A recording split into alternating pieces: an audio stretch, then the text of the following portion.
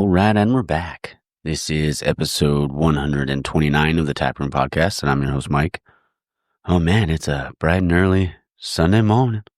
Easy like Sunday. That's a banger. I'm going to listen to that. Oh yeah, so today is Sunday. I'm a little tired, maybe a smidge hungover. Had a pretty wild SummerSlam for night one.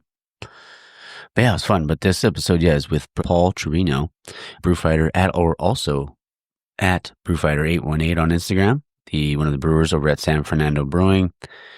Man, it was such a fun conversation. Like we were, I mentioned it in the Instagram post, but it was a beer podcast that turned into a food podcast. I love it when a conversation turns that way, especially when we can be talking obviously mostly about craft beer, but then we can jump into anything and you learn more about the person. Because of course it's about the beer and it's about their journey and everything like that. But when you can talk about other things that you love and be able to do stuff like that, it was just a really good time. And Paul was just such a gracious host and over at the brewery and just a great dude. He gave me a really badass shirt for one of their, there's a friend of the brewery and they have an event that they do called Records and Rides. And we talk about it all on the episode, so I don't want to give too much away. But yeah, like I said, just a really great dude. And if you're in the area, you got to go check it out and you got to get over to Shadow Grove and, go see Tyler. So, stop by the brewery, always go and support and, obviously support the community, do all that sort of stuff. Let's see what else we got. Yeah. SummerSlam was yesterday. It was a good ending. It was a good ending to SummerSlam. Punk was champion for about 5 minutes or a little over 5 minutes. And Seth came in and cashed in. I think when I looked at, because I saw it like a thing on Instagram, it was on MyBookie, mybookie.ag, I think it is. And I think the money line was like minus 400 for him not to cash in, and then to cash in was plus 250. So if any degenerate gamblers out there will know what I'm talking about. But if not, it's like if you bet $100, you would win 250 kind of thing. But yeah, no, it was fun. I'm looking forward to night 2 though. Cena's doing this whole babyface thing, and I just don't believe it. I'm not buying it. So I'm looking forward to that. I got to make some fish tacos. But yeah, so it's going to be a quick intro. I hope you guys enjoy the interview with Paul, and stay tuned for the outro. Oh, and before we do that, I forgot. Make sure, if you guys want to go check it out, support the show. The t-shirts are available, the Pokemon one and the Pokemon style one, and the rooted in beer, fueled by stories. I just got both of them, and I have to buy them too. So I just bought those, and they actually came out really good. I love the way the design came out on the back. It looks super crisp and clear. So super stoked about that. So in order to do that, it's taproompodcast.dashery.com to go check out the merch. Still working with Jizzy or my brother Jake to finish up the Dodger design that he's doing. So waiting, once that's ready, it'll be up there. Let's see. Also, if you don't, things are tight, which, I know it's tight for all of us nowadays. But if you're listening on Spotify or on Apple, you can give a 5-star review on Apple, or you can just rate it 5 stars, and you can do the same thing on Spotify. I think Spotify, we're up to 103 5 stars on there. So appreciate it. Yeah. All right. I'm going to shut up now. Hope you guys enjoy the interview with Paul. Cheers. All right, guys, we're back in the tap room, and I'm your host, Mike, and I'm a very special guest on the show today, Paul Trevino of San Fernando Brewing out in San Fernando. How's it going, man? What's up, guys? Doing good. Sunday, nice day. Sunday fun day. Some nice cold beers. What's up, baby? Cheers, man. Cheers. Yeah. Let's see. Oh, yeah. Good stuff. Oh, yeah, it's tasty. I'm having the West Coast. What's the name of this one? This is the Wolfskill IPA. Okay. Yeah, that's some of our older beers used to be more like valley themed. Okay. So Wolfskill is a pretty big street out here in San Fernando. Also some kind of he's like an old guy. I forget his whole name, the whole thing behind it, but he's like an old guy who built a bunch of stuff out here back in the valley days and stuff. Okay. But awesome. But so it's off of 4th and Park? Yes. Yeah. We're kind of I guess you would call this the industrial area of San Fernando. Okay. Yeah, I love all the wood accents and everything like that you guys have in here. It's a really cool space. Yeah, it's pretty big, pretty open. It's cool. It does get super hot in here, though. Oh, I bet. I bet. So, man, tell me, how'd you get started? Tell me about your craft beer journey. Actually, I didn't ever think I'd be in here. Like, I never planned on being a brewer. It just kind of happened. Mm-hmm. I was actually a chef for a long time. Oh, wow. Went to culinary school, worked in several restaurants. The last restaurant I worked in was probably my longest stint in a restaurant. And I was there like 4 years, and then, started from, line cook all the way, worked up to executive sous chef. And I helped the owner practically run the restaurant. Yeah. Wow. Yeah. So I thought that was going to be my life. I was going to be a chef, and I was going to, he was going to open another restaurant, and I was going to run that restaurant, and that was going to be my life. Yeah. But after having kids and a family, I was working 80 hours a week. Yeah. Missing birthdays, missing, I missed the kids' first steps, and, everything. And I was watching them grow up on social media rather than being an actual dad. So I took one summer off, and this being my local brewery, I actually lived up the street at the time. Okay. I would come in here, have a couple beers and everything, and got to meet everybody, the whole taproom, everybody. And I saw like, oh, they needed help. So I was like, hey, you guys looking to hire somebody? Because I'm not really working right now. I don't mind, working the summer or something. Mm-hmm. And so that happened. I got hired here. And then little by little, I noticed they needed help in the back with some of the brewers. And I was like, yo, do you mind if I kind of check help it out back there? And then next thing you know, I'm here. Yeah. Dang. That's awesome, though. I mean, and that's cool. And you've been here, you said, like, you were telling me off air, like, what, 6 years? Yeah, about 6 years. With the whole COVID, I'm kind of blurred on where the years went, but yeah, I think it's about 6 years now. Okay. Yeah. So when you first started here, were you just behind the bar, or? Yeah, just started pouring beers. Okay. It's funny because like my first day in the tap room was our busiest day. It was like Oktoberfest. It was one of the big fests. Okay. I think it was Oktoberfest, and everybody's running around trying to, handle dishes and pour beers. And I'm over here just like, yeah. Like, this is easy, dude. Like, yeah. I come from a restaurant where like, this is like a normal Tuesday. yeah. And it was, I'm sure it was like easy. Like, especially like, I have a cousin that works at Starbucks. I was like, that's building you up to like, you can handle almost anything because you have to deal with all that stuff. So. Right. Yeah, man. It's good stuff. Yeah. So how long were you doing that for before you went in the back? Probably like a year. Okay. Maybe even less. Cause I know that like, that's not what I wanted to do. I didn't want to be pouring beers forever. Cause it was just, it was just a temporary thing for me. Yeah. And then that, Pancho, Frank. Oh yeah, Frankie. So me and him were friends before I actually started working here. Okay. And, we would talk and bullshit because he was working the tap room as well. Yeah. And I would like nudge him like, yo, man, get me in the back. Get me in the back. Yeah. He's like, hey, actually, we do need help. I was like, all right, let's do it. Let's do it. So I started apprenticing. I don't even think I was getting paid. I was just doing it on my own just time. Just to learn. And then little by little, I was getting more hours in the back and less in the front.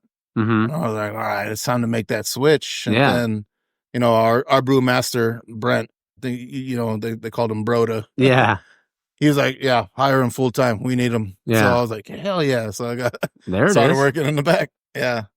That's awesome, man. I mean, and it's cool and stuff like, I always love those kind of stories because it's like, sometimes it's like a lot of the stories you hear, it's like going from home brewer to, to that. But I mean, it's so cool when a brewery is just willing to kind of embrace or like especially when someone's interested in getting back there. So yeah, like I had known nothing about beer except how to drink it. Yeah. I'm pretty good at drinking it. I feel how to make it. Oh, don't know damn thing. Yeah. Do you remember the first one you ever brewed on your own? It was a rice lager. Yeah, okay. It was a rice lager with another brewer who used to work here. His name's Jose. Okay. He's now at Boomtown. Oh, nice. Okay. Yeah. So, I think I met him. I was talking with him and Amber after I interviewed Victor. Oh, yeah. There. Yeah. Yeah. Yeah, that's my buddy Hoser. We call him Hoser. Okay. But yeah, I actually apprenticed under him a lot more than anybody else. Okay. So I learned exactly what not to do. Yeah. more than what to do. Yeah. Hey, but that's what you got to do sometimes, but no, right? he helped me. He sat me down, helped me write the recipe, and I'm like, oh no, this is gonna be better. I was like, I have no idea what I'm doing, man. This is not like a cooking recipe. Yeah. Cooking, you can almost taste it and Mhm. go almost immediately to where, Yeah. oh no, this is not right. This is not right. Yeah, or need more to taste. Yeah. Right. With this beer, like you put it in there and you got to wait a little bit to see where it's going. Yeah. And I was not used to that. So that was yeah. a little frustrating and Mhm. like still hard for me to grasp at that time. Yeah. I mean, because it requires so much patience. Right. And I am not a patient man. Yeah. Oh man. So you've been here for 6 years. How long has San Fernando been here? Or like the brewery? This August 12th, 13th, or whatever it is, will be our 10th year anniversary. Oh wow. So we're ramping up for a big shindig. It's going to be a whole week of all sorts of stuff going on. Talking about different activities Monday through Tuesday. We're going to have that Records and Rides I was telling you about. Yeah. That's going to be on Sunday.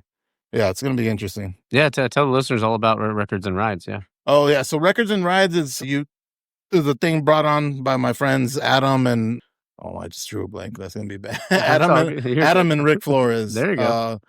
Yeah, they're good friends of ours. They've been at this brewery for a long time, and so they've started doing this thing called Records and Rides. You bring your DJ. They have DJs bring their own vinyl. Yeah. And then all the custom cars, whatever, lowriders, hoopties, whatever you want to call them, they come and park out here, and then people just, have a good time, drink beers, listen to DJ vinyl, and they'll DJ anything from old school to hip hop to R&B, and man, it's probably one of the best events that we throw here.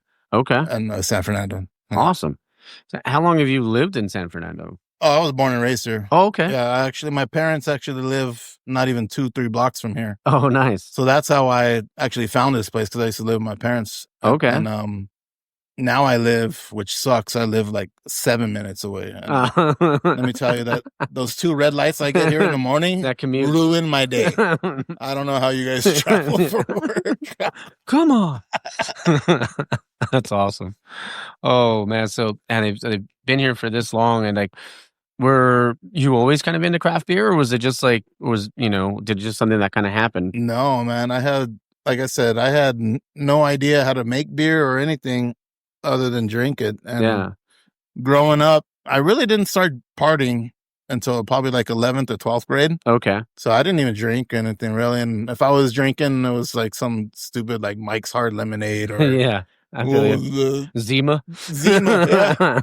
Oh, what was the other one? There was some other stupid drink. There was like the Smirnoff Ice. The Smirnoff Ice, yeah. Oh God, those are horrible, right? I know, they're so sugary, and it's like, oh, I don't know how we drink. But as kids, you feel like we have iron stomachs, right? Not no more, man. Nope. Shoot, give me the Tums all day.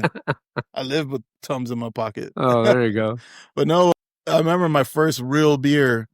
A buddy of mine, David Gonzalez, he brought a keg. He was an older cat, and he bought a keg of Sierra Nevada Pale Ale. Okay, there it is. And me and his brother Vince Cacho were like, "Oh no, man, that's like some man stuff." Right there. Yeah. All the older kids were drinking it and partying and all that. They're all ex-Marines, so they were just pounding, and we're like, "We could do that, man. We could do that too." Dude, 2 or 3 beers in, we're like, "This is our life, dude." Yeah. We love beer. We're craft beer drinkers now. Oh, yeah, Sierra Nevada Pale Ale. I still remember it. I remember it because the keg tap, the tap, that cap they had. Oh yeah, the tap. I remember and I was like, oh man, that's so cool. I don't have to drink this Smirnoff. Yeah, yeah, or all the macros or anything. Yeah. Oh man. Even now, so you've been brewing for what about 4 years, 5 years now?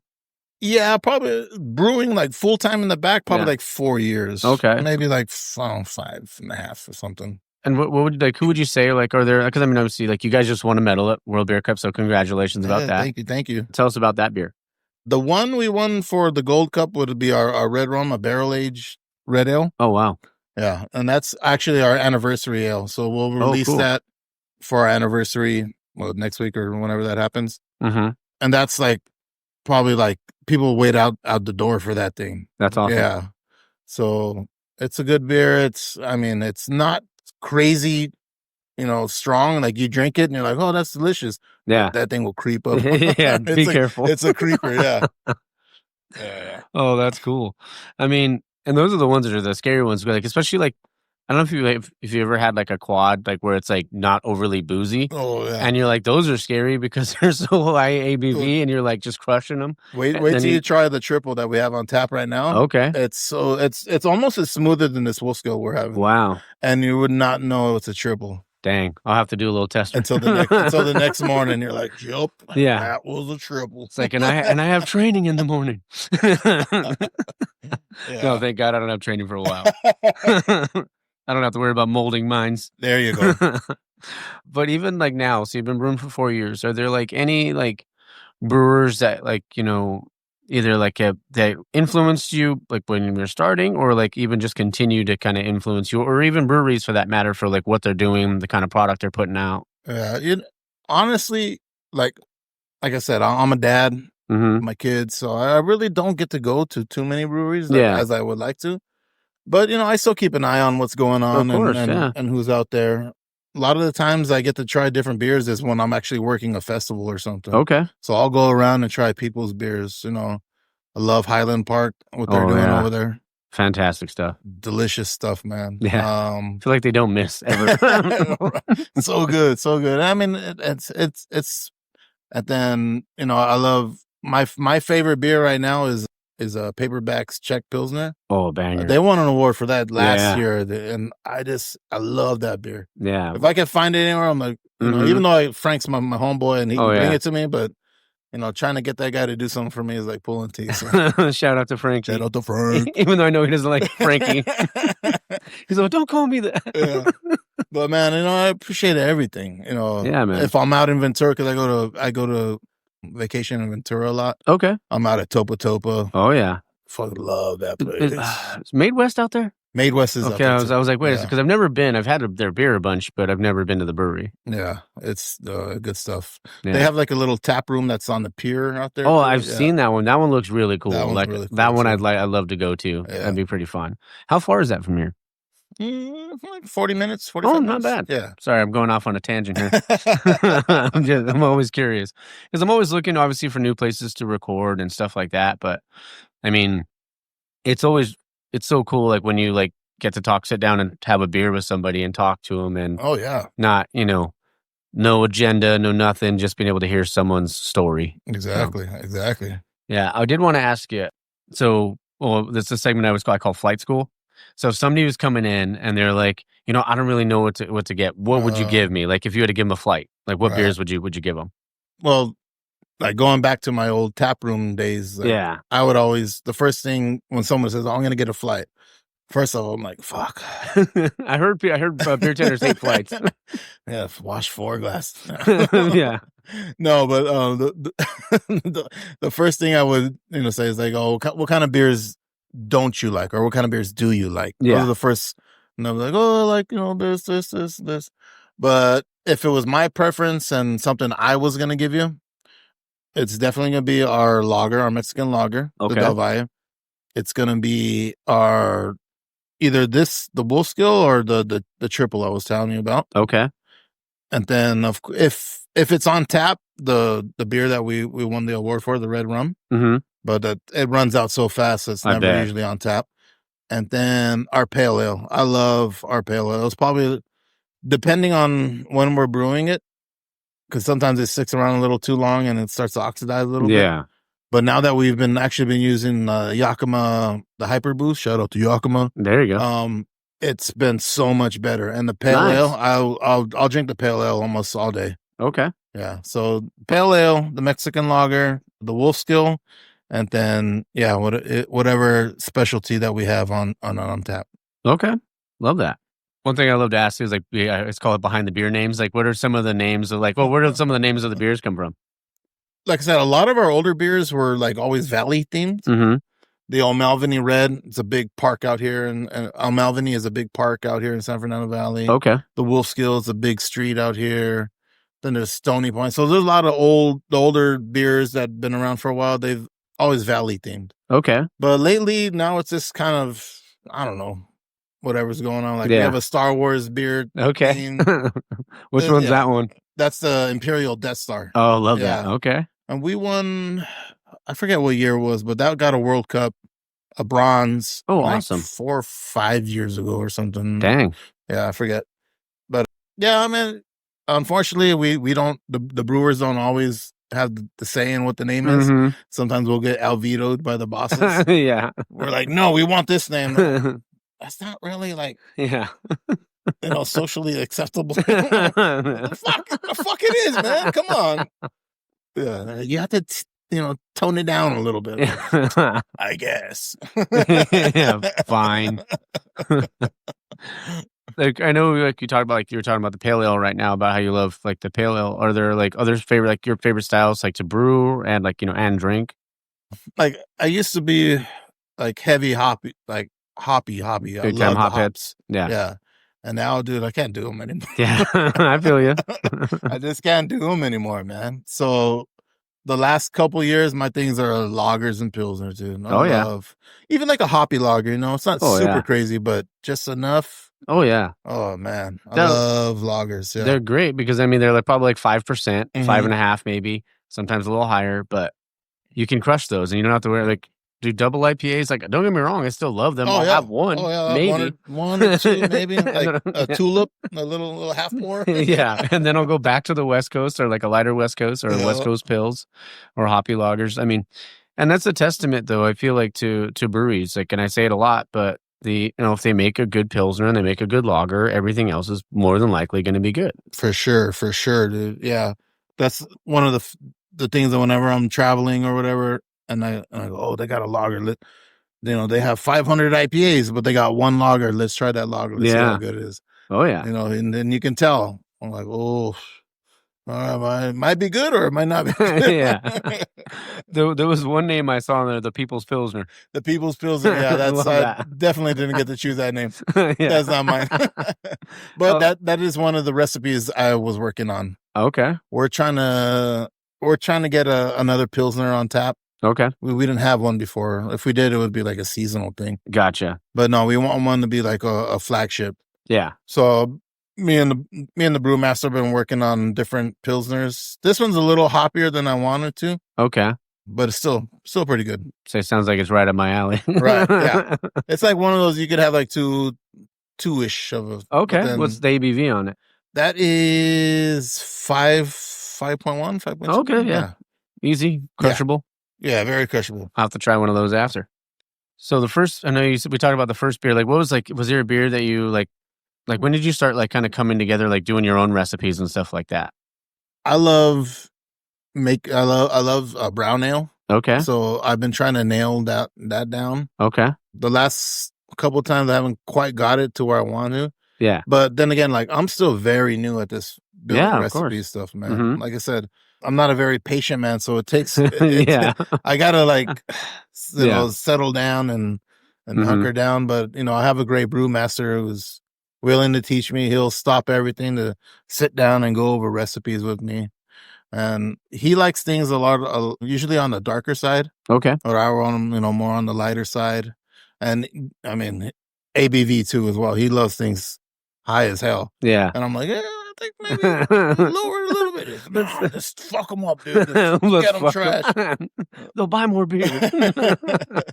So it's hard for me to write recipes just because of that impatience thing. Oh, gotcha. I'm used to working in the kitchen. Yeah. And my mind still works in the kitchen. Yeah. When I'm working in the back and I'm, cleaning tanks or cleaning kegs, whatever, I'm in that mode where it's 100% go. So for me to write a recipe and sit and watch this beer trying to take form, I'm like, ugh, it's not doing what I wanted to do right now. Yeah. Come on. Yeah, so I'm still in like baby stages of writing recipes, man. Yeah. And, I do need to sit down a little bit more and actually start hunkering down and doing it takes time though, man. Yeah, it takes time, and like I said, I'm like a full-time dad, dude. So Yeah. after work, I'm clocking out and I'm doing other activities with the Gotcha. kids and families. Yeah. Mm-hmm. Wanted to ask you about the cooking stuff because I love to cook too. All right. Where did you go to cooking? To culinary school? Hold on. What's your favorite thing to cook? Depends. I mean, I love because I love making pasta. Ooh, So I'll do like your own pasta? Yeah. Oh, that's what's up. Yeah. So the cacio pepe, I'll do Yeah. that. I'm still trying to like nail like a carbonara. It's not. That's like the fucking egg, man. It gets me every time. It's tough. Yeah. Yeah, just trying to find that balance there, like with the pasta water and stuff like that. But I mean, if I'm cooking at home, probably a pasta. I usually post a lot of pasta. You've probably seen my stories. I post a lot of pasta. Nice. But I love making breakfast. Like I made a wet burrito. Like, well, I always make, they call it, was it divorciados or whatever? Like I do like half red, half green. Ooh. But I love to grill too. Like I love making smash burgers. I'll like make like birria tacos. Like wings. Tell me more. Yeah, pizza. Like, cause there's a pizza oven attachment for my smoker. Oh, dude, pizzas in the smoker, fire, bro, so good. And they take like 90 to 120 seconds. Yeah, nothing. So good. Yeah. All right. But I went to my dad's buddy was at Le Cordon Bleu a long time ago, and I thought about I thought about the same thing. Like I want to be a chef. He's like, just come work a line for a day. And I was like, yeah, I don't want to do this because I love to cook. I just love to cook for my friends and my family. Yeah. Like, I was like, man, I can't, I can't do that. Yeah. But they said Le Cordon Bleu. Yeah. That's where I went. Okay. Well, I think like 10 years I was in the union, sheet metal union. Wow. And then that whole, depression or whatever that was. Yeah. When the crash, like 2008. Yeah. I think it was 2008. Yeah. Yeah, something like that. Yeah. The crash, oh man, there was no work anywhere. Yeah. And I wasn't doing anything. Mm-hmm. And you can still go to school get on unemployment. Yeah. So I was like, fuck it, I'll go to Le Cordon Bleu. Yeah. I always loved cooking as a little kid. People got to eat. Yep. And so doing unemployment, going to Le Cordon Bleu. And from there, just kind of like I got into one of the higher end restaurants in LA just by luck.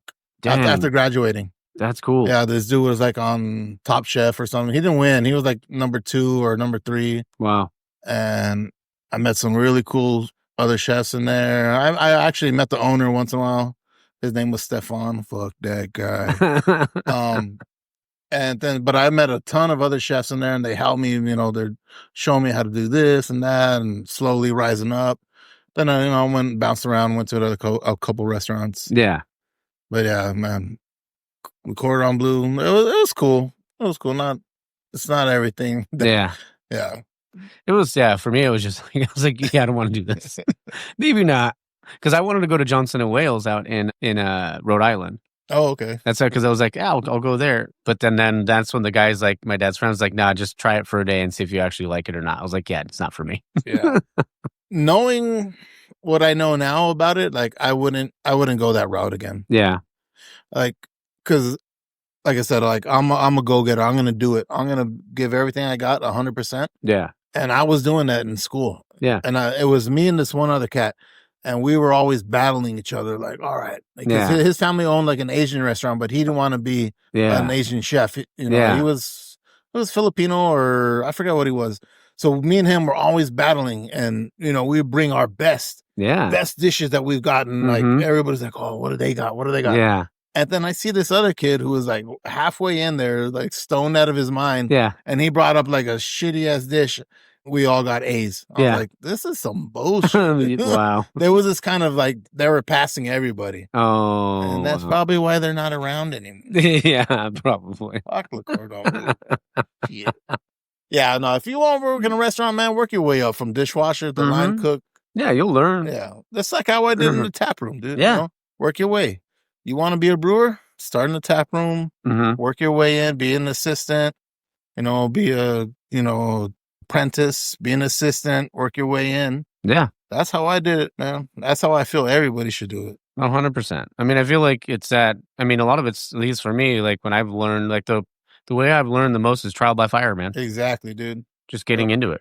And that's also more of how I kind of got into this position as head brewer Mm-hmm. because, Pancho left and Jose left, and, respectfully, they wanted to go and build their resume, Of course. And then the bosses told me, like, hey, you got to step up. I was like, I'm not ready. I don't know. I'm barely learning the keg machine. Yeah. How do you clean kegs again? And they're like, nah, dude, you got to get in there. Come on, let's go. And I'm like, all right. Not my first rodeo. I've been in this position before. So, I rose to that occasion. 100%, man. And then kudos to you. But I did want to ask you, what's your favorite thing to make? What do you mean? For food. Food? Yeah. Oh, I love cooking Asian food. Okay. Anything Asian. I love it. Pork bellies over some, stir fry. Pork belly is so good. Yeah. A lot of my stuff I love Asian food, and that's probably because I've never been to Thailand, but I've always been more influenced by, Muay Thai and everything. Okay. So I've always adopted that culture to me. I've practiced Muay Thai for almost 20 years. Oh, wow. Yeah. I've always been in that culture. That culture's always been a part of me. So I've done a lot of that. So I love a lot of rice loggers and stuff like that. Oh, yeah. Love rice loggers. Yeah. When they're done right, man, they're just chef's kiss. Yes. No pun intended. But if it's not Asian food, it's usually just smoking something on the smoker, man. Oh, yeah. Yeah, I love doing pork belly burn-ins. They're so good. Yes. And what I've been doing lately, too, is I'll buy either what's the place called? It's chicken sausages from his place in LA. Mama's Kitchen or Mama's Chicken. Oh. And what I'll do is I'll start to cook them a little bit, and then I'll slice them just so they're at least solidified a little bit, and toss them in a pan. But I'll do 3 different tins or whatever, and I'll do a natural hot one. I'll do a honey habanero, and just one of them just basic barbecue sauce. But then you almost cook them like little smokies, but they're just little chunks of chicken sausage, and they're really good. Another thing I love doing on the smoker too are wings. Oh, good. They're bomb. I'll make 6 different sauces, and we have screw going to Buffalo Wild Wings. Yeah, let's go some chicken. I'll make up something. Oh yeah, I love making sauces. I'm trying to do different things. Even when I made this past Christmas because I don't make very many tamales, but my aunt does, so I'll help out a little bit. But I was like, I want to make I've never had a spicy tamale before, so I was like, I want something like that. So I did a chicken. But I made a habanero chile for it. Oh yeah! And it was just I found a recipe, but then I made it my own. But I called for 5 habaneros. I was like, fuck that! I threw 30 in there. So I sauteed it outside because I didn't want it. Obviously, I didn't want to kill everybody in the house. So I did that. Throw some onions, throw some garlic, all that, and some tomatoes in there, and I just tossed in because some people put water in there, but I'll use chicken stock. Oh, I'll use beer. Oh, there you go. Yeah, I never thought about. I have to try that. Yeah, Yeah. man. Next Sunday for SummerSlam. Unless it's a stew or something. It's even stews too. I'll do half and half. Oh yeah, half chicken stock, half beer. Yeah, I do that for my chili. Yeah, I'll do beer can chili. You want some chili, man? Oh yeah, I'll make some world famous chili. Oh, I love it. I use our Death Star. Oh yeah, Imperial Death Star for that chili. Dang. Yeah, even in brats, oh gosh, beer brats, man. And brats get a bad rap. I don't know why people don't like them, but I love a good beer brat, dude. When they're done right, they're so good. And I usually use Banquet for that. All right. But I know there's some people use Belgians and stuff like that. Yeah. But I love Banquet, and I'll just throw in a bunch of seasonings in there, and I'll use whatever's in the fridge. Oh yeah. Low fills all day. Let's go. Yeah, we're gonna be making people hungry that are listening. They're like, damn it, now I want a brat. Is this a food podcast or a beer podcast? Just turned into it. One thing that people always ask me to make of my friends and family for doing breakfast is either chilaquiles or stuffed biscuits and gravy. There you go. Ooh. Yeah, I'll stuff them with bacon, eggs, hash browns, and cheese. Nice. And just a dab of hot sauce in there. Hell yeah. The spicier the better for me, though. Oh, dude. If I'm not sweating, I don't want it, bro. Yeah. I got to be sweating. Oh, yeah. Yeah. Yeah. And see, and that's the thing. There's a stigma around something things being super hot, but it's they're it has no flavor. It's no. If it's done right, it'll have an amazing flavor, but it'll be really hot. Yeah. But the people just making hot shit hot just to make it hot is it has to have a flavor to it. You gotta have the flavor. Yeah. I make this pomegranate habanero barbecue sauce. Ooh. And my wife is always like, it's gonna be too hot. I can smell it already. I'm like, yeah, She don't know nothing. I'm like, more habaneros, Yeah. more habaneros. Throw 30 in there. Or even my chili, when I'm making chili, like Oh, yeah. I have to make 2 separate pots. So the base will be the Mhm. same. Okay. And then I have to split it in half because she's like, it's way too hot. I'm like, it's not hot Oh, enough. If I'm not, if I'm not in tears, Yeah. it's not going to be that great. Oh, yeah. So I do want that. it so hot. I do that too with my my Texas red chili when I make that. That's good. I mean, because that's so simple. Like, and because I mean, I don't put any beans in because I know they always say a traditional Texas red doesn't have beans in it. So I just use like the stew meat when I'm doing that, and it comes out like it's so tender. And I usually just use like serranos, like either the red serranos or whatever I can find, really. But then I'll usually throw a couple habaneros in there. But I only put beans in my chili just to make more because I'm usually feeding like 20 people. Oh yeah, when I do like a crock pot chili or something like that, then definitely I'll throw beans. I'll throw some kidney beans in there. Kidney beans are like almost like a chili con carne kind of thing, right? You know, so good. I know we went off on a tangent. Should we grab another beer? Let's do it. All right. It just has this little butt. All right, so we got a couple beers here. Yeah. I'm having the pale ale and the triple. Yes, the pale ale, they call it the Royal Road. Of course, the Royal Road was the, I guess, where all the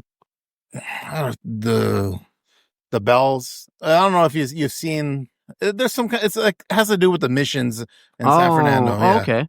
Yeah, and then the triple. They just call it the triple IPA. There it is. Or IPA cubed. Okay. Yeah. Oh, like that. Because one of the owners was a math teacher, so he's a big math nerd. All right. So makes sense. IPA cubed. Love that. Okay. So now, next segment. Honestly, this might be my favorite segment that I do on the show now, but it's called the 4-pack. The 4-pack. So each beer is a question. So first question, what's one beer that never leaves your fridge? Ooh, I mean, other than Modelo. Yeah. I always joke with my buddies, say like, "Oh, you're having one of the Modelos?" Man, that's tough. Oosh. If it's not a Modelo, it's probably like low fills. Okay. I don't know, because it's hard, man, because I switch my beers all the time. You know, like one day this beer could be the best beer I've ever had. The next day, and I usually go shout out to the bottle shop around the corner. Oh, I heard it's fantastic. And actually my neighbor is like an employee there, so I'm always like, hey, what's the newest beer you got in? So he'll hook it up with some beers. Sick. Yeah. So I love going there, and I'm usually trying something. So it's hard for me, man. Like, I don't have one beer that always stays in there other than but that's good though, because you're trying different things, and then maybe even taking something from that one and incorporating it into another beer. Yeah. Yeah. Exactly. So that's great. And this one, because we've already kind of talked about it. If you weren't in beer, what would you be doing? If you, obviously we can maybe talk to take off the chef part, because you said you wouldn't do that again. But if there was something else you maybe wanted to do as a kid. Yeah. And I might still even do it now. I don't know. But it would opening my own gym, my own Muay Thai gym. Okay. That's awesome. I've been practicing Muay Thai I don't know, almost 20 years. Almost right? 20 years, yeah. That had been my life for the longest time was Muay Thai. Yeah. I fought professionally. I don't know, it don't look like it now, but no, that's awesome. Yeah. Well, because it goes with the name, Brew Fighter 818. There it is. Yeah, I did. I was a professional boxer and Muay Thai fighter for a couple years. Wow. Did tons of amateurs. Now, even at my own my home gym, not the gym I own, but my home gym, I'm more of a teacher now. I'm too old to keep fighting these young kids now. I feel you. So no, I mean, and some might be a possibility. I don't know. That's cool, man. Yeah, I would love to open up a gym. Yeah, there you go. Would you still want to do this full time, or was that something you'd want to If I could do both, yeah. But it'd be tough, obviously, with the kids. Yeah, if I wasn't doing this, that would 100% be my next venture. Love that, man. I don't know if I might have said this on the show. I don't know. But when I was a kid, I always wanted to work at Blockbuster. That was the dream for me. Hey, but those Friday nights, dude, when you walked in there, dude. Yeah. It's because, a lot of times you went in there, they didn't have what you wanted, but you'd always find something that you'd want to watch or a video game you wanted to play. Yeah. But yeah, as a kid, I was like, man, this is because I'd walk in there as a kid because my mom got me my own card, so I can go whenever I wanted or anytime I had money. And I'd go in there and I'd just see them behind the counter watching movies. And I was like, fuck, man, that's the dream. How many people on this podcast are like, what's a blockbuster? Yeah. Who's Blockbuster and what does that even mean? Listen, kids, before there was streaming, there was an actual store we went to. It was Blockbuster and Hollywood Video. And I always racked up those late fees. Oh, yeah. My mom would be so pissed. The best was we're like, hey, Mom, can we get 2 videos? They're like, no, mijo, only one. And they're like, come on. Okay, 2. You're like, yes. What about a video game? What can I get a video game to? You got video games at home. Yeah. Dude, one time, I don't think I've ever told this story on the show.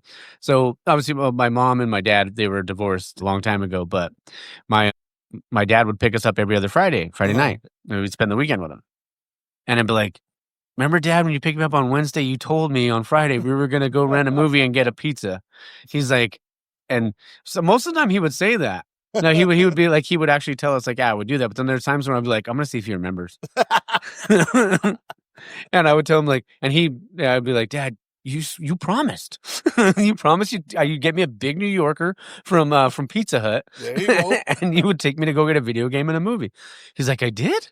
I was like, Dad, really? You're going to go back on your promise? And he didn't even say it. But you don't even love me anymore. Yeah, me and my sister would get him all the time. Sorry, Dad. But yeah, that was like my dream job. Was I thought that would be like the coolest thing ever. That's hilarious. That or like working at a comic book shop. I would love. Oh, dude. If I could own a comic book shop, I would do something like that because I've loved comics since I was 5 years old. I always thought like I was a comic book nerd until like I actually went to like a Comic Con or something like that. Convention, like, yeah. Whoa, yeah, I am not a nerd. These guys are nerds. Oh, I don't cosplay or anything like that, but I just since I was 5, like my dad he knew I loved Superman, so we would read the books together, and then like book fairs and all that sort of stuff. I went off again. No, third question in the 4-pack: if you could collab with any brewery it could be, local or in the world, like what brewery would it be? And what style would you make? Ooh, shoot. At this point, I'll take anybody to collab with. Yeah. We're not really allowed to collab here. Oh, yeah, okay. I don't know. My owners, they're good. They're good guys. They're just not too fond on collabing. I don't know why. Okay. They're like worried about legal stuff or something. Oh, understandable. I don't know. But I don't know. But anyway, shoot, I would collab with anybody. Okay. Shoot, I'll collab with Tyler across the street, man. There you go. She's such a sweetheart, dude. She's so awesome. Yeah. And so she's so great at what she does, too. Yeah. And she has a great podcast, if you guys don't listen to you. Oh, yeah. But again, like if it's anything, it'd be like a hoppy lager or maybe a Pilsner or something. Love that. Those are the kind of beers I like. So. Oh, yeah, man. Yeah. And if you can make it well, there it is. Hell yeah. Twinkle, twinkle, baby. Shake and bake. Shake and bake. Oh, yeah, I watched the part because it came up. I don't know why it came up on YouTube, but it was just the part where he comes where Ricky Bobby comes in, and it's like Cal Naughton and his wife they're all playing a game together. He's like, "What's going on?" Oh yeah. He's like, "I was gone for 3 hours." Oh, I actually did watch that movie not too long ago. It's so good. It's still so funny. That's a classic. Last question. What's a guilty pleasure that you secretly have or secretly love, or maybe not so secretly, like people know about? Ooh, I don't know. I think everybody kind of knows everything about me. Okay. A guilty pleasure. I don't know. That's tough. I don't know. I'm kind of like an open book. Everybody knows I'm either cooking, fighting, or making beer. There it is. I don't know. I like to sing Kelly Clarkson every once. Hey, ain't nothing wrong with it.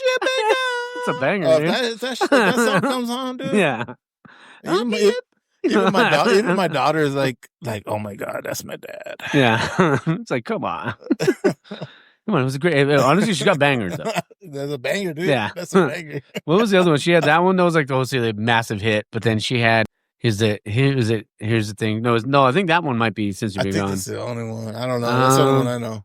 Yeah, well, I'm about to pull up Apple Music right now. There you go. And find out. We're gonna find her. Or even Katy Perry Fireworks. Oh man. Oh, banger, yeah. My daughter is so embarrassed. Oh, there's Breakaway, Behind These Hazel Eyes, and Since You've Been Gone that I have on my Apple from way back when. Literally just pulled it up mid-show. There you go. Classic. Yeah, man. I mean, and we all love what we love, right? But that's really cool that you have because I feel like, I kind of am an open book because people that listen to the show, but there are little things, and I'm like, yeah, I'm gonna leave that to me. I'm gonna leave that up. But I mean, like everybody knows I love wrestling. Like I love pro wrestling. Yeah.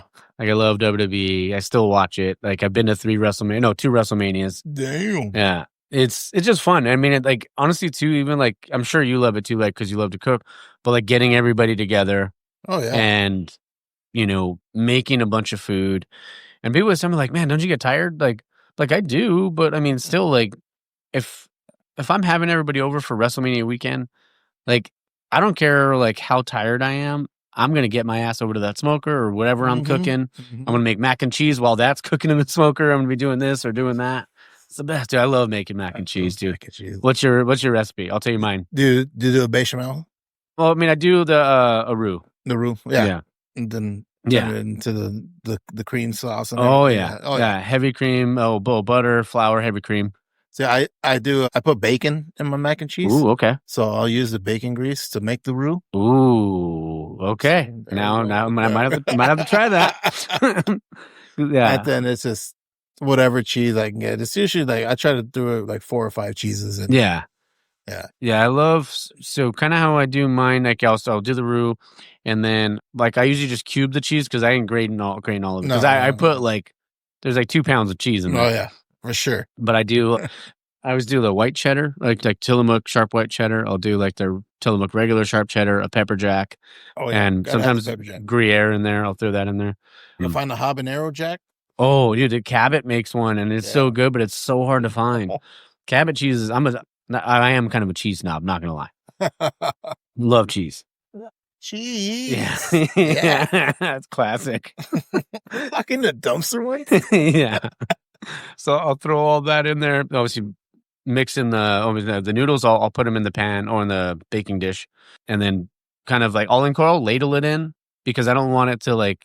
Just trying to make sure everything's incorporated into it. And I use like, oh gosh, what's the type of pasta? Because I don't use macaroni. I use is it Celentini? Something like that. It's like it's like a spiral kind of one. Ones, yeah, but it's still kind of a macaroni because there's a hole in it. But yeah, I use just not the elbow, but the shell. Shells, yeah. Oh, those are good. And then I'll top it with a little bit of cheese, but I do a mix of Parmesan and Italian breadcrumbs. And I do that edge to edge. So it's like you get that perfect crust. But I use my family, for whatever reasons, likes it without meat. If it was up to me, I love to throw andouille in there. Okay. Andouille sausage to make it like a little cake, give it a little Cajun kick. Okay. But yeah, people are like, sometimes they're like, why is your mac and cheese spicy? It's like, because it has andouille sausage and it has pepper jack. Why not? Yeah. Grow up.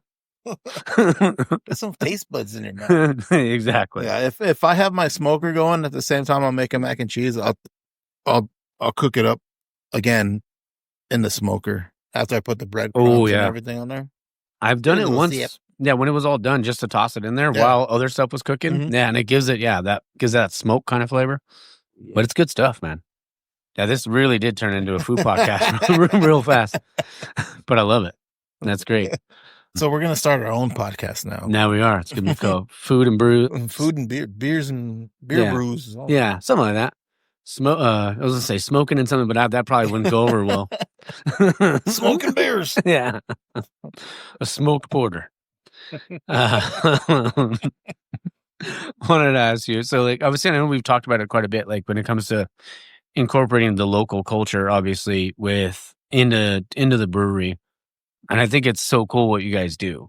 Obviously, like you said, the records and rides and like, and all the different names. I just feel like it's so cool because sometimes you go to a brewery and they don't necessarily have that. But it depends on the brewery because it could be a theme type brewery, which I understand, obviously. But I think that's really cool that you guys do that, incorporating the community. Yeah, like I said, I was traveling in Texas last week and I went to one brewery and there was like nobody in there. Yeah. I was like, well, it's kind of weird. Yeah. And then I went to another brewery and everybody was, and it was half the size of that other one. Yeah. And I was like, what? And I could see that these were the locals were hanging out that, Yeah. And that's how it is here in San Fernando is, San Fernando, granted, we don't have much to do here other than quinceañera shops or taco stand, Yeah. But it's so community driven here. Yeah. Dude, if it wasn't dude, if it wasn't for the community, we would have shut down in COVID for sure. Wow. I mean, people were still in line to buy beers to go because we were only doing to go beers during COVID, right? Yeah. We would have shut down if it wasn't for them. Mm-hmm. Same thing with Shadow Grove, you know, it's they're either here or they're over there. Yeah. And it's all locals. It's all, you know, and it's good to have other people come in every once in a while. They're like, oh, I'm not from here. What do you suggest? Blah, blah, blah, you know, but 100% it's community. That's great. why we throw the events we do is for the community. Yeah. And, you know, like I said, that Records and Rides, that got started by two guys who came to our brewery and were like, hey, I want to do something. Yeah. You know, shout out to Rick and Adam from Records and Rides. Like, they are part of this community, and now they're doing their own thing out there, and they do other events and other car shows. And like Love I said, it. this San Fernando, we're super tight knit, dude. I love that. You know, everybody, you know, it's kind of big where we don't know everybody's name, but if I come in here on a Friday when I'm not working, I can't leave without having like 5 beers because, yeah, you know, I'll try to, you know, say I got to go check a tank or something. Like, oh shoot, did I turn off that valve, or did I flip that switch? Did I turn on the glycol for this? So I'll come in here on a Friday or Saturday night, you know, thinking like, oh shit. Yeah. And then I'm gonna go right back home. And before I could even make it out the door, there's like 6 people. Hey, let me buy you a beer, man. I haven't seen you forever. Like, ugh. Then my wife calls me like, where are you? It's I'm like you know what happens when I come here, babe. Yeah, it's like the Mexican goodbye. You got to say goodbye like 12 times before you actually leave. Yeah, exactly like that. You start to leave, and then you have a 30-minute conversation, and then you say goodbye again. That's exactly how it is, dude. Yeah, I love our community. Yeah, that's awesome, man. Oh, and that's cool because it makes things, you know, like obviously it makes it memorable. It makes makes you think about like, you know, what, not just like what the community means to you, but what you guys mean to the community. Oh yeah. Yeah. And that's great. That's really awesome. Well, since I mentioned memorable, perfect segue. Do you have like a memorable, like fun brew day kind of story? Fun? Yeah. Oh yeah. So like I said, it used to be me, Pancho, and the buddy Hoser. Yeah. So it was us 3, and then our brewmaster Broda. Yeah. And then one day, I don't know. I don't even think we were brewing. I don't know what. I just remember one day we're just like, let's get hammered. Let's get shitty. Let's get hammered. So we were doing. I don't even know if I should say this. Yeah. Like we were doing cake stands. There it is. I love it. I used to do that. I was the master of the one-arm cake stand. I was doing the Superman all the time.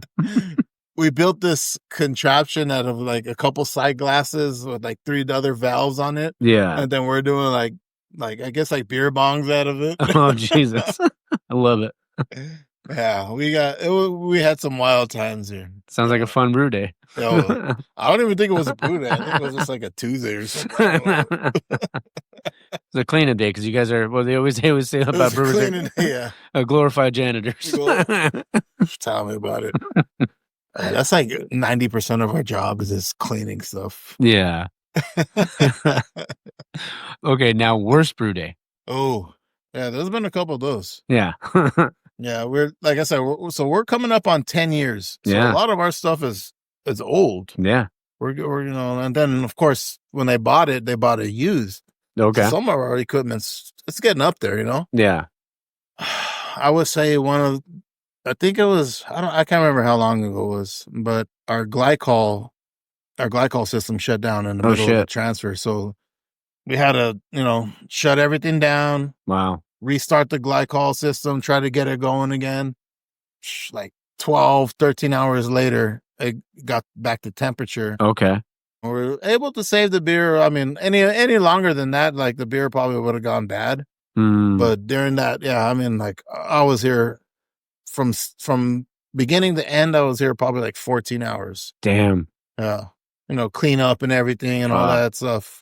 So it's a long day. It was like, it might have even been longer. I just remember being so exhausted. Yeah. And we were like, do we just leave everything a mess? I'm like, no, I'm not that type of guy to leave. Oh yeah. You don't want to leave it for the next guy. Yeah. Well, it's like, I mean, that's probably like, the kitchen aspect for it too. You're like, yeah. you don't want to like, you have to make sure everything's spick and span before you leave, right? So, Yeah, so that was a long day. And it was like, it was in the middle. I remember it was in the middle of summer. That's why our glycol system went down. So it's like 110 outside. It was probably like 120 in here. Yeah. Because it's all concrete, So yeah, once it gets hot in here, I bet. it gets hot. Yeah. Obviously, since we're talking about brewing, I'd call it some taproom tunes. So what are you listening to? Is it besides Kelly Clarkson? I listen to everything, man. Okay. Other than like, what do they call that? Not techno, but yeah, I'm the Bad same Bunny way. stuff. Yeah. No. Reggaeton? No. Yeah. But everything else, man. Mm-hmm. Country, Okay. old rock, classic rock. Same. Everything. If it's a double brew day and I'm here like at 4:30 in the morning, Yeah. it's starting with some Van Halen. Oh, there it is. Jump, baby. Yeah. Might as well jump. Yeah.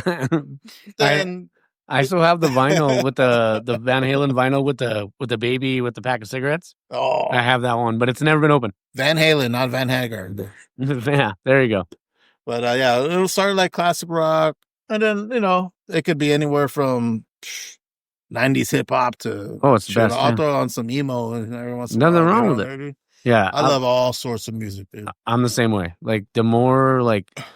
Yeah, I can't. I've never been able to get into techno or like I know people go to whatever that EDM. EDC? That's what it's called. Never hear that here. Yeah, I was like, man, I have no idea. Like what? Like I mean, people love it, which is everybody to each their own, but not for me. Not for this brewery. Not for this. I'll shut it down if it's. Oh yeah, we're out. We're closed. No, but anything, man. Anything goes here. Love it. Just a couple more things. One of the ones I want to ask, like, what the craft beer community means to you. Yeah, I think we kind of said that, but yeah, I mean, I love, like I said, I'm born and raised here in San Fernando. Yeah. This was my local brewery, like before I even started working here. Yeah. Actually, as a matter of fact, is I got them because I used to come here so frequently. I got them in the restaurant I used to work in. Oh, that's awesome. Yeah, I remember Vic, one of the owners, Vic. He came in. And I was like, hey, man, like, I want this before they had a sales rep. That's delicious, by the way. Thank you. That's a pale ale, the Royal Road. Yes. So good. It's before they had a sales rep. So they're probably like 2 or 3 years old at this point. Okay. And so one of the owners actually had to come out and give their beer to test their beer at the restaurant. Yeah. And I told Vic, I was like, hey, bring this beer, bring this beer, because I want to pair it with these foods. Yeah. And he did. He came in. The chef was like, dude, I love these beers. And because they're from your community, I want them in the restaurant. I'm like, hell yeah, dude. Fuck yeah. So I love this community, dude. Yeah. I love it here. And speaking of food pairing, what's your favorite food to pair with a beer? Or like you could be like a style and whatever, you want to do. Well, I mean, I could name each beer we have and what each food I would like to pair with. Oh, let's do it. How much time do you got? Plenty of time. Plenty of time. No, I mean, of course, if it's the Mexican lager we got is, some kind of Mexican dish. Yeah. I make a delicious mole. Okay. The spicy or sweet? A little bit of both. Okay. A little bit of both. See, I don't mind that. I don't like it when it's just all sweet. No. Can't do that. No, can't do that. Yeah. You got to mix and incorporate. Yeah. So our Mexican lager with the mole. Okay. Like I said, the Imperial Stout I do with my chili. Love that. IPA, actually with the red ale, I'll do like fish tacos with. Ooh, I like that. So I mean, I can go wherever you want to go. There it is. This is not a beer podcast anymore. Yeah, I know. Podcast. Exactly. It's just food with a sprinkle of beer in there. With tacos, do you have a go-to protein? Oh, I mean, if it's quick and simple, because my kids are hungry, it's usually just asada. Okay. But if I got the time, yeah. Game on. I got the time, lengua. Ooh, okay. Ooh, I make some bulbous lengua. Okay. But it'll take me like 3 or 4 hours. Yeah. Yeah. I do love asada, but I love like al pastor, but chorizo is probably my favorite. Oh, yeah. Yeah. If they have chorizo tacos, I'm going to order that 9 times out of 10. Mm-hmm. Yeah. But al pastor, have you ever done it in the smoker? I've tried it. Yes. Yeah. Did it come out okay? Because I tried it once and it just came out. Yeah.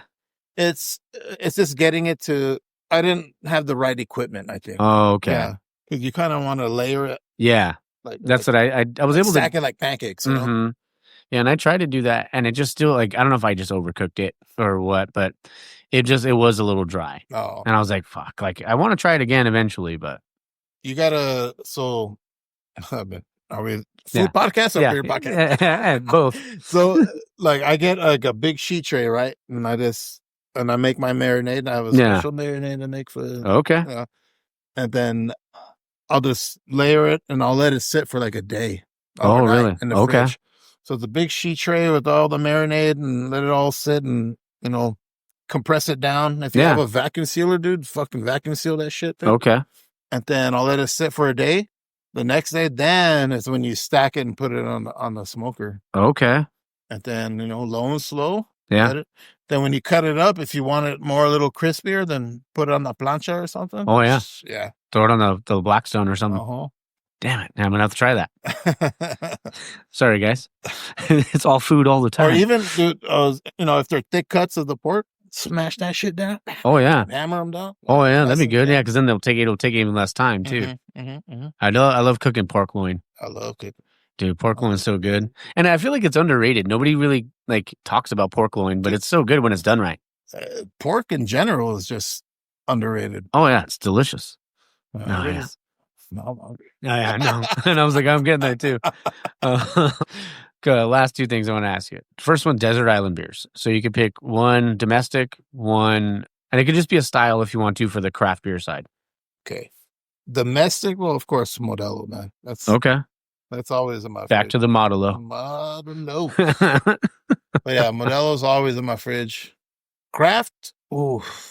If it was possible, it would be Tyler's Golden Stout on nitro. Though. Ooh.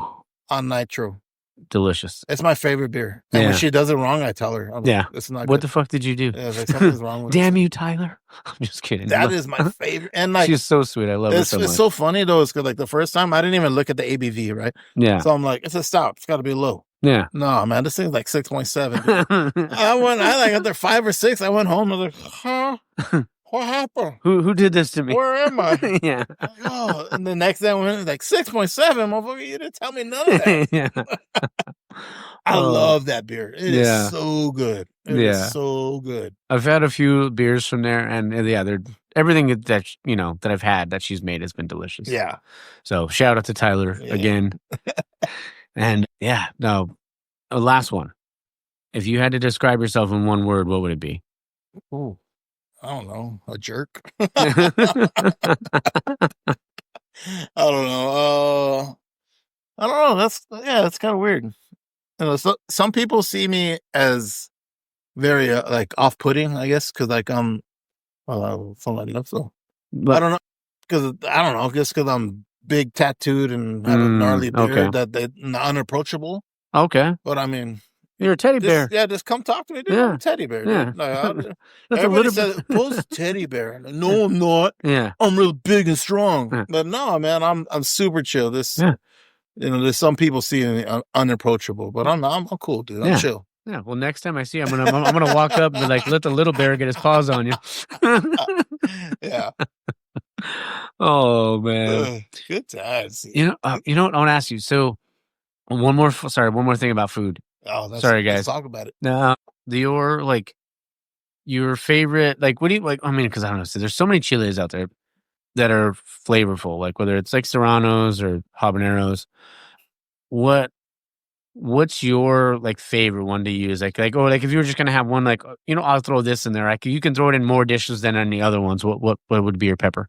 Oh, one chili that you can throw in almost anything. Of course, the serrano. Oh yeah. And they're so flavorful. I mean, sometimes they're hotter they're spicier than jalapeno. Oh, yeah. And more flavorful than a jalapeno. Mm-hmm. But if you're talking for flavor or, something to bring out that dish and then make it something more pop, it'd probably be the audible. Okay, chili audible, yeah. Chili audible. When I make mine, my chilaquiles, that's what I use. Yeah. Yeah. Now my mouth is fucking watering again. Yeah. And then, but that's spice over flavor. So yeah.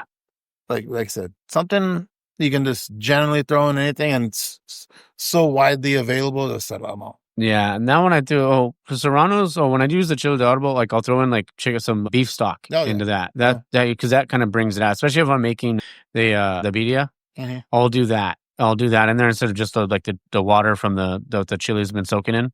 Yeah. I'll throw that in there just because it gives it that extra kind of beefy flavor. Well, and then sometimes I'll throw a couple bones in there just to for the marrow and stuff. But definitely. This is definitely a food podcast. No, man, I just want to honestly thank you, man. Thank you for letting me come down. This was super fun. Thank you for having me, dude. Yeah. I mean, we got to do it again. Maybe we could do a Brewers Roundtable with you, Punch, or Frankie. I think that'd be cool. And then Tyler. I think that'd be pretty fun if we all met up here and did something like that. Or how about I cook for us? Oh, fuck yeah. Then we have we'll have a mac and cheese off. Mine might, unless you got an oven in here, mine might be a little soggy because I got to drive about 40 minutes. Yeah, dude. We'll toss it on top of the boiler. It'll be fine. We'll throw it on our little pilot systems. There it is. Burner right there. Boom. Perfect. Just give it 2 or 3 minutes. It'll be good as new. Hell yeah. Let's do it. Oh, man. But thank you again. Everybody, if you're in the area, if you're not in the area, or if you're traveling, come down to San Fernando, have some beers. You can come here and then you can hit up Shadow Grove right after. And isn't 818 not? Is that kind of far further away? Close, but it's not far. It's like 5 or 6-ish miles away. All right. Well, definitely come down to San Fernando. Then you can go hit up Shadow Grove. Maybe you'll see Tyler. Maybe you'll see Paulie. Maybe you'll see me. Yeah. I live here. Yeah. I was gonna generalize and be like Paulie, because there's always a Paulie in a mafia movie, or Rocky for that matter. Rocky. Yeah, classic. What's your favorite movie? Favorite movie? Ooh.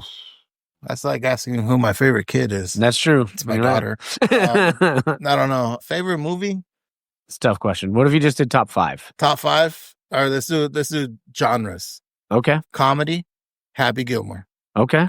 All right, no, I don't know. Shit. It's tough. I left that old school. Yeah, damn it. That's a banger. I don't know, man. What if you just throw 5 random movies?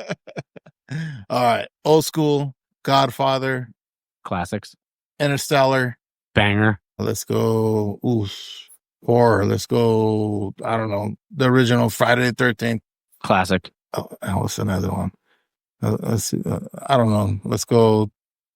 Shoot, I don't know. Whatever Kelly Clarkson was in. There you go. Was she in a movie? She probably was. I don't know. We'll find her one. So yeah, but mine are always, it's I love Top Gun, Good Will Hunting, Forrest Gump, Dead Poet Society. Oh yeah. Fuck, I don't know. There's so many good ones. Like Chef. I love Chef. That was good. There's so many. I'm such a movie buff. I have 800 or 900 DVDs and Blu-rays. There you go. Yeah. So if anything ever goes, if the streaming stuff ever gets shut down, you know whose house to come to for movies. Your Blockbuster Junior. That's right. That's probably why I did that. Yeah. And that's how we're going to end it. Go visit your local Blockbuster. There you go. It's in Oregon. It is. I saw that. Yeah, the last one. I watched the documentary. Have you seen so there's this comic. He kind of impersonates Anthony Bourdain. Yeah. Have you seen? He did one on that Blockbuster. Oh, did he? I haven't seen that. And it's like you're watching the Anthony Bourdain show. Yeah, but he's going. And he's like, "Here we go into the Blockbuster." Yeah. And he does it just like him the whole episode, dude. It's fucking hilarious. I want to go so bad just to that Blockbuster. So me and my buddy are planning a trip for next year because we did it once. It was during COVID. It was September 2020. We're like, fuck, we need to get out of here. So we drove up to Reno for the night, hit up Sierra Nevada, Great Basin Brewing up there, right. And then drove up to Oregon. Everything was closed there. But then we went up to Seattle and hit up Old Stove and a few other Pikes Peak. Not Pikes Peak, Pike Place Brewing, a few other places. Sorry, I'm going off again. But I didn't realize that there was a Blockbuster not that far away. If I would have known, even if it was just an hour out of the way, I just want to go back and get a Blockbuster card. Right. Yeah. That's all I want. Man. I mean, just live the dream. Can I just fill out an application? Oh, cool. Laminate it right there for you. Yeah, that'd be cool. Yeah, that little cutting machine. And that's what they do, yeah. So I was like, fuck, I want that so bad. Even like, they have like the debit card things. They have like the stickers you could put over your debit card. I wanted to do that. I wanted to make mine a Blockbuster card so bad. And then like hand that to someone when you're at like like a restaurant. They're like, "What the fuck is this?" Excuse me, sir. They just snip it. Oh man. Unvalid. Yeah. All right. Well, thank you again, man. I really appreciate it. This has been super fun. Oh hell yeah! Had a Super blast. easy. And man, keep crushing it. Keep winning more of those, man. Yeah, we'll do it. Cheers, bro. Thank you. All right, guys. I hope you guys enjoyed that. Like I said, it was a fun one. I said it was a podcast turned into a food podcast and all that and all the stuff in between. But yeah, super grateful for you, Paul. I'm, obviously truly, truly grateful that you let me come down there. And yeah, it was such a great time. And thanks to Art for, kind of setting it up. He was telling me that Paul might want to do it. And so I reached out. He was like, "Yeah, man, let's make it happen." So super grateful. Let's see. I recorded at Steady, which will have a new name in September. I can't say what that is just yet. But yeah, I'm super stoked for that episode. That'll be out next week. And then yesterday I recorded with Raul Solorio at Solorio Brewing. Just really great guy. And that was a super fun conversation. Like truly, really, really, really fun. And then tomorrow, I don't know why I did that. It's all right. Tomorrow I record with Comics and Brews. He's coming back. We're going to talk about his podcast, everything like that. See if there's been any new developments, maybe talking about the Taproom. Who knows? I'm excited about it. And then the following week I'll be recording with the Brewdat podcast. So I'm super stoked about that one too. That's going to be fun. So loading up. Yeah, it's got some other stuff in the works potentially. So I'll keep you guys posted. Yeah, but looking forward to that. And yeah, gonna go watch Summer Sun and make some fish tacos. All right. Twinkle, twinkle, baby. All right, I'm gonna shut up now. I hope you guys have a great Sunday. If you guys are into wrestling, just watch it. It's gonna be great. Hopefully. Fingers crossed. I hope you have a great Sunday. Hope you have a great week. Don't forget to support local, drink local, and find your beer. Cheers.